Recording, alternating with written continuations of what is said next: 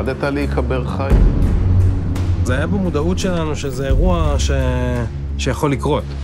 לאן? לאיזה כיוון? אנשים אפילו לא היו קשורים בחבל, כאילו אם משהו קורס ואפילו אתה שורד את הקריסה, אין אפילו איך להתחיל לחפש אותך עם מחפרון.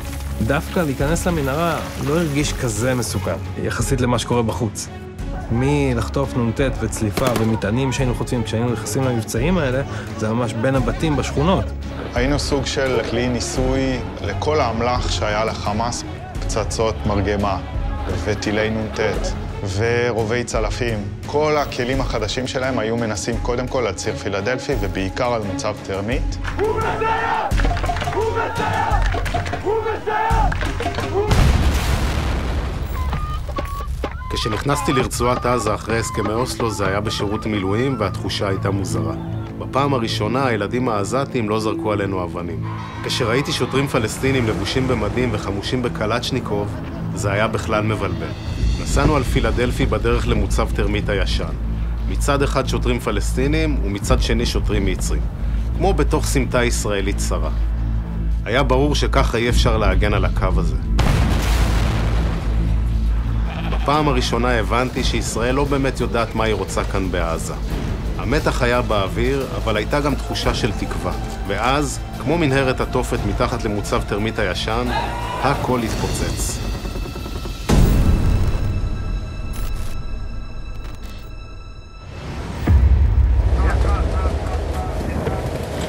זה מה של החמאס, תראה! מתי הפעם האחרונה היית פה? פעם האחרונה שהייתי פה, ראיתי חיילים אוספים בחלקי גופות.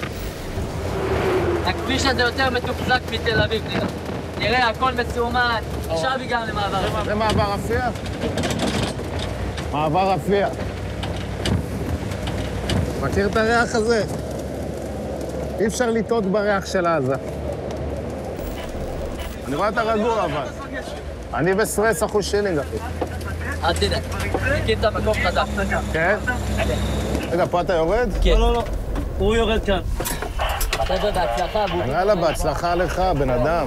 שמור על עצמך. איך הוא הולך, הבן אדם? מה היה בבוקר? היה זיהוי של חמוש. אז אנחנו הולכים עוד יותר קדימה, אתה אומר, אה? מה מעדיף הציבור, עסקה או פילדלפי? הקבינט הכריע שצה"ל יישאר בציר פילדלפי. אתה יוצא, אתה לא חוזר. ישראל מוכנה לסגת מציר פילדלפי בשלב השני. בתל סולטן ברפיח חוסל יחיא סינואר על ידי לוחמי צה"ל. שימו לב, ברינה ובצהלה, אנו מודיעים על חיסולו של יחיא סינואר, החולדה שמצטרף לשאר החולדות שפגעו בעם ישראל. כל הכבוד לצה"ל. איך על אף הסכמי השלום בין ישראל למצרים, המצרים מאפשרים הברחת נשק כל כך מסיבית דרך השטח שלהם? מה שהוביל למצב שבו ציר פילדלפי היה במצב כמו שהוא היה, ושדרכו הוברח הרבה מאוד, זה היה בחלק מהזמן בגלל אוזלת היד של המצרים. זה לא היה נראה מוזר שמעדיפים לשלוח אתכם ככה לזחול מתחת לקרקע במקום להפעיל לחץ על המצרים לעצור את ההברחות האלה? ידענו שיש עבודה עם המצרים, גם היינו מעדכנים אותם לפני פיצוצים. כי יצא כשפוצצנו מנהרה ובא בצד המצרי התלקח. המצרים היו מורשים להחזיק שם כוחות ברמה מאוד מאוד מאוד נמוכה. השוטרים והחיילים הכי בסיסיים, עם משכורות זעומות, שהיה קל מאוד לשחד אותם. גנרל מצרי משתכר $200 בחודש, שוטר פחות מ-50. לחמאס הייתה אפשרות לשחד את כל המנגנון המצרי. זה ארץ ענייה שהיא בנויה על תרבות שוחד. על שוחד לא מעמידים שם לדין בכלל. מבחינתם זה מרחב רחוק. יש בסיני כל מיני קבוצות, חלקם קבוצות עברייניות, שבטים וכאלה, שאפשרו שהם יעשו כל מיני דברים וכל מיני הברחות ויגזרו את הקופונים. העיקר שיהיה שקט. חפירת מנהרה עולה $10,000, הברחת אדם עולה $1,000, וזה גם מחירו של רובה קלצ'ניקוב. President Mubarak said before that he knows that a lot of tunnels between Sinai and the Gaza Strip. Sometimes he stopped that, sometimes he accepts that. Depends on the relation with Israel. If he wants something from Israel, he will let the tunnels working. So it's like a key. If he wants something, he opens the tunnels or to close it. אחרי 5 שנים של אינתיפאדה שבה נרצחו 160 ישראלים, 29 מהם ברצועה, ישראל שינתה כיוון. יצחק רבין נבחר לראשות הממשלה, ואחרי קצת יותר משנה הוא חתם על הסכמי אוסלו עם מי שנחשב אז לגדול האויבים של ישראל, ראש אש"ף יאסר ערפאת. בעקבות ההסכם נסוג צה"ל ב-1994 מכל הערים והכפרים ברצועת עזה, ובמקומו נכנסו כוחות של משטרה פלסטינית. ערפאת קבע את משכנו ברצועה, ועזה הפכה בירת הרשות בפועל. לראשונה אחרי 27 שנה, ישראל לא שלטה בערביי עזה, ונשארה רק במובלעות סביב 22 היישובים היהודים ברצועה, שבהם חיו כ9,000 ישראלים. ואני עדיין יש לי כמה תמונות שהילדים הפלסטינים שזרקו אבנים על אוטו חיילים, ביציאה של החיילים האלה נתנו להם פרחים. זה אומר לך שינוי. פתאום אנחנו נוכל להרגיש יותר עצמאים. זה היה אירוע מאוד מוזר, מבחינתנו, אתה צריך לשבת עם אלה שאתה רדפת אחריהם, חלקם מבוקשים בכלל. שאתה יודע בדיוק מאחורי איזה פיגועים הם עמדו. היה צריך לקחת לכל פגישה כזו 2 כדורים נגד בחילה ולהיכנס לפגישה.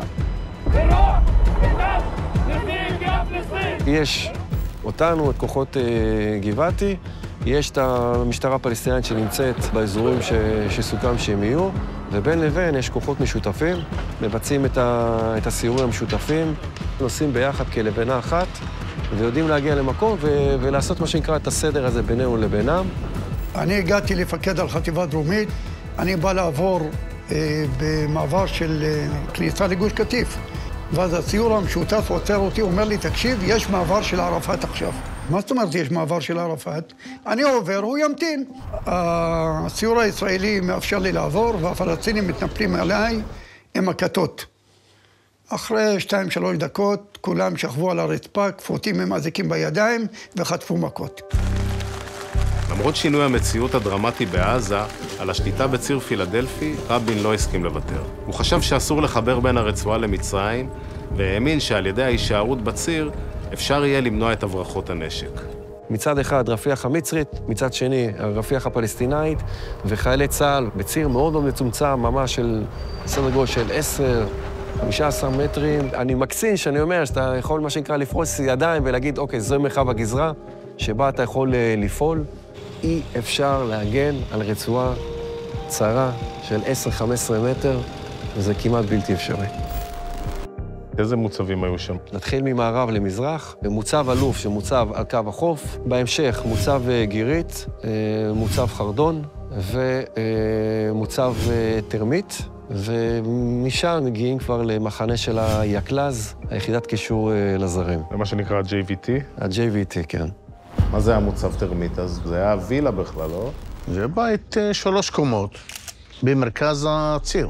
שם לו מיגון ומקלעים, בקושי אתה יכול לעבור מימין משמאל.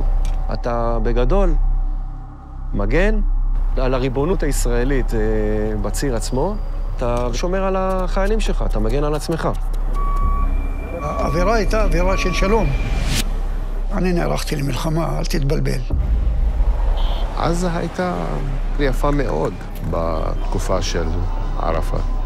אז אני חשבתי שהגענו לסוף של הסכסוך, אבל טעינו.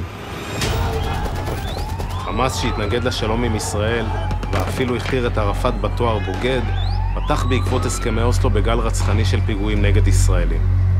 לראשונה נאלצה ישראל להתמודד עם נשק חדש ונורא שהופנה נגד אזרחיה. מחבלים מתאבדים. הרשות הפלסטינית מצידה לא התאמצה מדי לעצור את מחבלי חמאס. הסכם אוסלו עמד בסכנה, והדי הדלק לקראת הפיצוץ הבא היו כבר באוויר. היה איזשהו וקום שחמאס צמח לתוכו מבחינה שלטונית, מבחינת השליטה בשטח. חמאס בהתחלה השתמש במנהרות קיימות לצורך הברחת אמל"ח, ואז הוא גם יצר לעצמו מנהרות שבראייתו היו מנהרות אסטרטגיות. היה לוקח בית, מפרק את הרצפה, מתחיל לחפור מנהרה, יוצא בצד המצרי, מרצף חזרה, היית נכנס לבית, שום דבר. וביום פקודה שהיה צריך לבצע הברחת אמל"ח, הברחה משמעותית, היו מפרקים את הרצפה ומבצעים את ההברחה. עכשיו, אני מזכיר, בתקופה הזאת אנחנו יושבים על ציר פילדלפי. אנחנו לא בתוך רפיח. אנחנו רואים יותר ויותר הברחות של אמצעי לחימה, קלצ'ינקובים, RPGים, מטענים, חומרי נפץ. אותן מנהרות שנבנו, אלה המנהרות שדרכם הוברח נשק ותחמושת, שאפשר להם את הפיגועים הנוראים והרצחניים שהיו, שבסופו של דבר גם חיסלו את הסכם אוסלו. רצח רבין, התגברות פיגועי ההתאבדות של חמאס ועליית נתניהו לשלטון עצרו כמעט לחלוטין את הסכמי אוסלו. מכאן הדרך לעימות אלים עם הרשות הפלסטינית הייתה קצרה במיוחד. זה קרה בספטמבר 1996, אחרי שראש הממשלה נתניהו הורה על פתיחת מוצא במנהרת הכותל בירושלים. באזור מוצב תרמית בפילדלפי פרצו קרבות קשים בין חיילי צה"ל לשוטרים פלסטינים ומחבלי חמאס, שבהם נהרג סגן מפקד אוגדת עזה, נבי מארי. זאת הייתה עדות ראשונה לפיצוץ הענק שבדרך. מה, נפצעת מכדור של שוטר פלסטיני? נפצע בקרב, חוטף כדור בראש, ונשארתי בחיים לספר. אירועי מנהרת הכותל, רגע אחד אתה בסיורים משותפים עם הרשות הפלסטינאית, וברגע שני יורים עליך. אתה רואה שיורים עליך, ואתה עדיין לא מעכל שיש פה רגע איזו התהפכות קערה, ויש פה איזה שינוי דיסקט, שבו אתה שם נמצא בסיטואציה אחרת לחלוטין, של קרב. זה היה הפעם ראשונה שניסו לכבוש את תרמית? התחילו לחסום שני הכיוונים של הציר. הציר הוא צר. כשזורקים עמוד חשמל, זה חוסם את הג'יפ, הג'יפ לא יכול לעבור. בטונדה, סלעים, אתה חוסם אותך, צריך שופל או מה שיפלס. לצערי, באותו לילה נפגע סגן מפקד האוגדה, ואחרי זה יצאנו רק לאחר שהגיעו 3 טנקים שחילצו אותנו מתוך מוצב תרמית. איפה אנחנו נוסעים, אלוהים? גם אנחנו כבר עמוק, נסענו פנימה לעמוק לתוך רפיח, אה? מה ישראל? מה ישראל?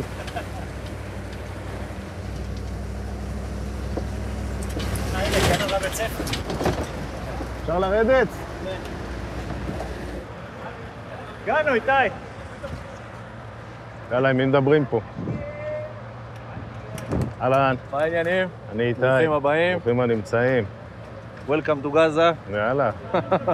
וואו. אנחנו עכשיו בשכונה שנקראת שבורה, לב רפיח. מה זה כל הכלים ההנדסיים האלה? אנחנו עושים פה ארגון המרחב. יש עדיין מחבלים פה בשטח? יש פה מחבלים בשטח, אנחנו בחודש האחרון חיסלנו פה משהו כמו 25 מחבלים כבר. הייתי בשבורה באינתיפאדה הראשונה. הלכתי פה בסמטאות. ואני נכנס אליך מכיוון מערב, לאיתור. סיגל, צק להם חבירה. חבירה! לא רואים כאלה דברים. כל זה לפני שבוע היה מלא בכיס. הכל היה פה שלם. האינתיפאדה השנייה הייתה אותו פיצוץ גדול, והייתה אחת התקופות המפחידות בתולדות המדינה. ציר פילדלפי המבודד הפך לזירת לחימה מרכזית. פיגועי ההתאבדות גברו והתרחשו לפעמים יום-יום. התחושה הייתה שבעימות היהודי-ערבי נפרצו עתה כל גבולות האכזריות והכל מותר. הייתי כתב צעיר בעיתון וסיקרתי 30 פיגועי התאבדות. אחר כך, ככתב צבאי, הצטרפתי אל כוחות של חטיבת גבעתי. הם ניסו למצוא פתחים של מנהרות ברפיח ולפוצץ אותם. בדרך לרפיח זו הייתה מלחמה של ממש. על הקרקע ירי טנקים ומקלעים. בשמיים מסוק אפאצ'י יורה טילים. מחבלי חמאס שלא הסכימו לוותר על השליטה במנהרות השיבו מלחמה, ואחד הטנקים עלה על מטען והתהפך על צידו. חשבתי אז כמה זה משוגע שרק לפני 10 שנים זרקו עליי כאן אבנים, ועכשיו יורים פה RPG. כשהגענו אל הבית המיועד ברפיח, החיילים הוציאו מקושים מהנגמ"ש והתחילו לחפור מתחת לרצפה כדי למצוא את פתח המנהרה. ככה זה נמשך כל הלילה. הם חפרו שם שעות, אפילו בקירות, אבל עד הבוקר הם לא מצאו כלום. לא היה לנו ספק שמתחת לרגליים שלנו מוברח אמל"ח. זה בערך הכמויות מנהרה שלא הבנו אף פעם איך כל ציר פילדלפי לא קורס, כי הוא כמעט היה באוויר. אין מקום שהצביע עליו השב"כ ולא הגענו אליו. אנחנו הובלנו את הלחימה ברצועת עזה. 132 מבצעים חטיבתיים בשנתיים שהייתי מח"ט גבעתי. אני חושב שזה כמו 3 חטיבות אחר יחד, כפול כמה שאתה רוצה ביחד. אנחנו הפתענו את האויב, קראנו להם את הצורה.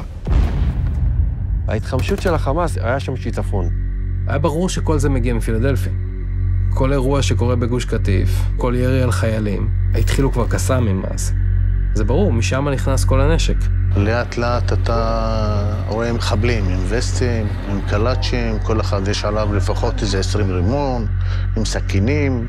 אני בעצם קיבלתי משימה לחזק את מוצב טרמית כדי שאפשר יהיה להוסיף מיגון, להוסיף עוד אמצעים למפלס הלחימה. בדיעבד אנחנו הצלנו את המבנה הזה בעצם מהתפוצצות, כאשר הופעל עליו 2 מאוחר יותר מנהרת תופי. בערב יום כיפור התפוצצו מחבלים מטען של 100 קילוגרמים מתחת למוצב טרמית. במקום מוצב טרמית הישן שפוצץ, הקים צה"ל מול רפיח את מוצב טרמית החדש, ולצידו את קיר השיגומים. קיר מפלדה בלגית מוגנת ירי באורך של יותר מקילומטר, שאמור היה להגן על החיילים בציר ולמנוע חפירת מנהרות תת-קרקעיות. קיר הפלדה העצום נתן עתה לציר פילדלפי מראה בלתי נתפס. שיגום זה בעצם פלטה ארוכה 6 מטר, 8 מטר, 10 מטר, באים ודופקים את הפלטה הזאת לתוך האדמה. הרעיון היה להגיע לעומק של 20 מטר, בהמשך משיקולים של תקציב בעיקר, בעצם הגיעו למקים של 3 מטר. מוצב טרמית, קוראים לזה הילטון, מאוד מאוד מאוד מבוצר ומאוד מלא באמל"ח ובנשק. בעצם זה מוצב שהוא מבודד, הוא נמצא בלב רפיח. זמן ההגעה אליך הוא לפחות בין 10 ל-20 דקות, וזה בהנחה שאין התקלויות בדרך. זה אומר שאתה אדון לעצמך שם. הם היו עולים על הגגות ופשוט יורים עליך מכל מה שיש להם. היית רואה את הטיל יוצא. ובעיקר היינו חוטפים את האש גם לתוך ההילטון עצמו. היית רואה את הכל עף עליך. וככה אתה, עם הסיטואציה הזויה הזאת, אתה חי. אתה כל הזמן בדריכות. אתה לא יודע אם יפגעו בך מתחת לקרקע או מעל הקרקע. הימים מתערבבים עם הלילות, וככה אתה בעצם מוצא את עצמך בצורה מאוד אגרסיבית, מאוד מותש, כל הזמן יורה, כל הזמן מחפש מאיפה יגיעו. גם כלוחם, אתה אומר, יש פה משהו חריג בציר פילדלפי. זה לא ה-level הסטנדרטי של לחימה. אני לא זוכר תקופה מטורפת, כמו התקופה אז בציר פילדלפי. לילה בתרמית הוא... אפשר לומר שהוא לילה לבן.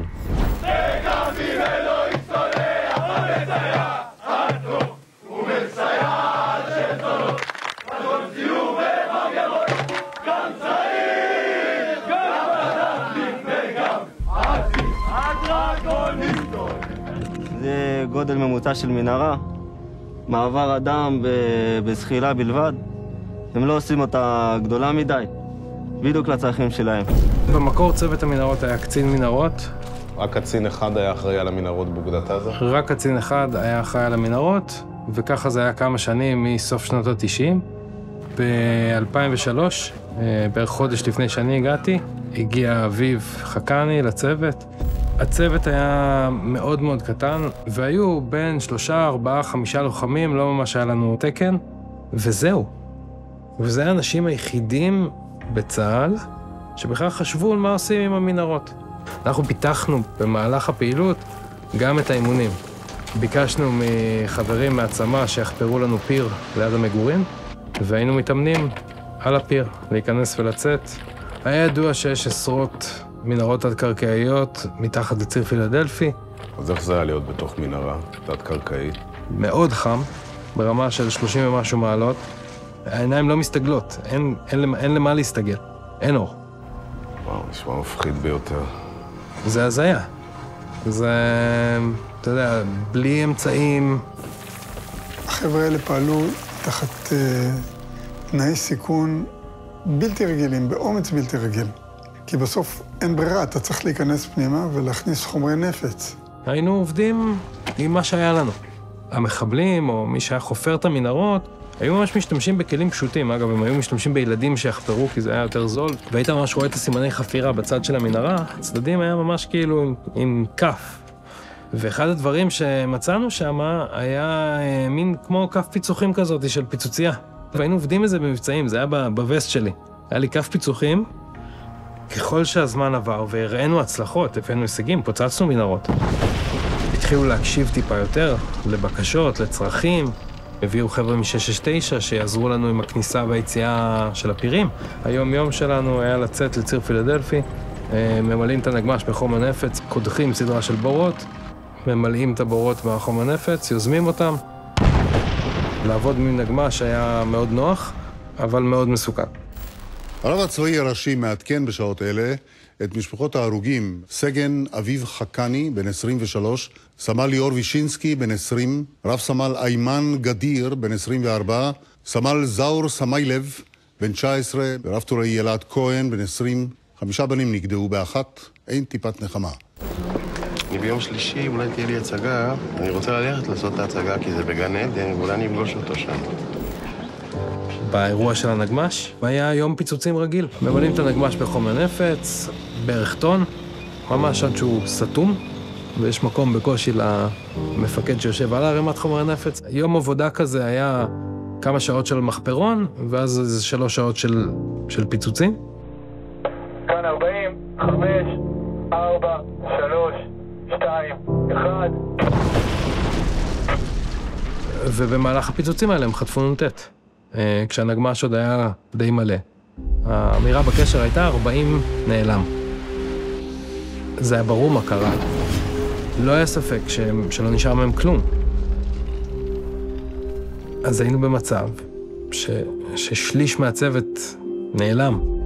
הצילום מהעיתונות, כשכל פעם שמדברים על ציר פילדלפי שמים אותו, של הקורס מ"כים מחפשים שאריות בחול, היה ביום אחרי הפיצוץ הזה. ביממה הראשונה אני פיקדתי על כל המבצע של איתור הגופות. אני זוכר את התמונה אותי כאילו הייתה אתמול. גם במבצע הזה לאיתור החללים, נפגעו לנו חיילים. עברנו מלהיות צוות של אוגדת עזה, ללהיות פלגה בתוך יחידת יעלו, סמו, סליקים ומנהרות. משה טרנטו, שהצטרף ובעצם החליף את אביו, הם גדלו ביחד באשדוד. הם היו חברים. במהלך איזושהי פעילות קצת יותר שגרתית התגלה פיר על הציר, והדופן של החפירה קרסה ומשה קבור. ומנקים וחופרים אליו, והוא מת. שני החברים הטובים שגדלו יחד באשדוד מגיל 7 והתגייסו יחד להנדסה קרבית, נהרגו באותו מקום, ציר פילדלפי, באותו תפקיד, בהפרש של חצי שנה. תראה, המוות כל הזמן היה נוכח, כולם סוחבים את זה איתם. יש אתרי בנייה שאני עובר לאדם בתל אביב, והריח הזה של ההריסות, שבדיוק שהורסים ויש מין אבק דק כזה, אני בשנייה ברפיח. הפעם זה קורה, עסקת החטופים יוצאת לדרך. החטופות בידיים של כוחות הביטחון. I'd like Egypt to take people, and I'd like Jordan to take people. You're talking about 1.5 million people. ישראל אמורה, לפי ההסכם שהיא חתמה מול חמאס, ביום ה-42 לסגת מציר פילדלפי. ופה ישראל אומרת, אנחנו לא נעמוד בחלק הזה בהסכם, כמו שאתם הפרתם אותו בעבר. אסון הנגמ"ש בפילדלפי סימן הקצנה דרמטית במלחמה של ישראל בעזה. במקביל, החל חמאס לפוצץ מוצבים באמצעות מנהרות תופת תת-קרקעיות, והמציאות ברצועה נעשתה בלתי נסבלת עוד יותר. זה הותיר חותם מאוד עמוק על האנשים. תראו איזה מחירים אנחנו משלמים, איזה מחיר גדול אנחנו משלמים ובשביל מה על ההחזקה של הציר הזה, וזה עזר להחלטה בסופו של דבר כן לצאת מהציר. אחרי יותר מ1,000 ישראלים הרוגים באינתיפאדה השנייה, כ100 מהם ברצועה, הכריזה הממשלה על נסיגה חד-צדדית מעזה, ללא הסכם עם הרשות הפלסטינית. על אף המחיר הכבד ששילם צה"ל על השליטה בציר, הורה ראש הממשלה אריאל שרון על נסיגה מלאה גם מפילדלפי. ואני כראש שב"כ הבהרתי לראש הממשלה שרון, עמדתנו נחרצת שאסור בשום פנים ואופן לצאת מציר פילדלפי חיבור כזה של עזה למצרים הוא הרי אסון. אז למה אתה חושב ששרון החליט בסופו של דבר כן לסגת מציר פילדלפי? תראה, הצבא לא רצה להישאר על ציר פילדלפי. שלושת המוצבים המותקפים ביותר ברצועה, גירית, חרדון וטרמית, אינם קיימים עוד. לצאת מהרצועה הייתה איזושהי תחושה של רגע הקלה, שלא נצטרך כל יום לקום בבוקר ולספור רגע את מי איבדנו. ומצד שני זה קצת היה כמו בית בשבילנו. אני זוכר את התמונות שהוציאו את הגוש פלדה החוצה, קצת חמיצות כזאת. הייתה לי הרגשה בפנים בלב שלא יצא מזה טוב. הזלזול באויב, זה הכישלון שלך. אם היו להם טנקים, היו יכולים לעבור עם טנקים. אני לא שמעתי בצד הישראלי כל צעקה על הדבר הזה. ארג'ני, they call him king of Sinai, president of Sinai. ואני אחרי הרעיון הזה לא יכול להיכנס למצרים, זהו.